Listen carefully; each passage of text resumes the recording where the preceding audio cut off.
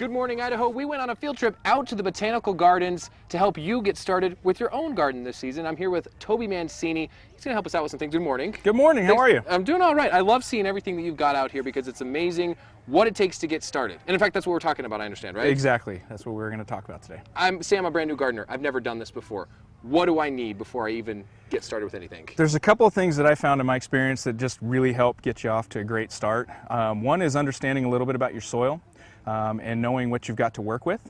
If you're working in the ground, that's a little bit different than if you're going to be in pots or containers. So we can talk a little bit more about that.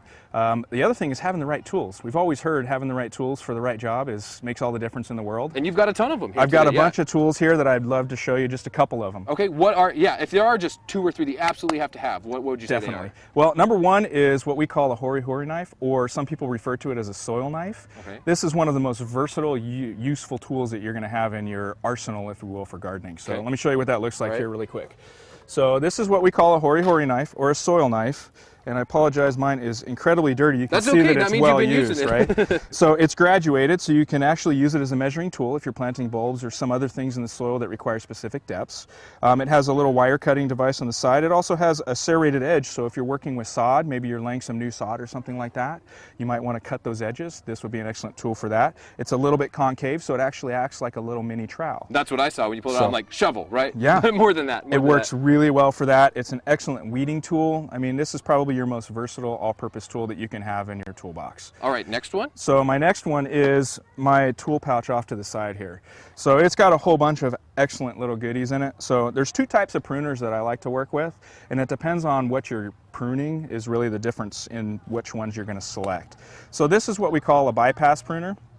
And this one is for larger diameter branches. It'll work on smaller stuff too, that's soft and herbaceous in nature, like some of the vegetables you see around us today. But it's really more effective for those larger diameter branches that you're trying to cut. From the small to the big, you're going to have a big range. Yep. Shovels, big thing right now, because you've got 4 different ones and they're all different shapes. That's right. You never guess so many shovels could be useful, right? So just a couple of them that are important to look at is this is what we call a trenching shovel. This is mostly used when you're doing irrigation or installing new lines or running new lines to different places. Which one would I need first if I want to get stuff in the ground? So if you want to get stuff in the ground, this is actually an excellent digging shovel. So it's got the this pointed end to it, so that gives an indication that it's for getting into the ground and moving soil. It's got a nice concave to it so that you can scoop with it and remove that from the hole that you're trying to make. Well, these are definitely a lot of tools to get us started at least, and we're going to continue to bring up a lot more topics for you to help you get your garden successful and blooming this summer. Thanks so much, Toby. We appreciate it. You're welcome. Thank you.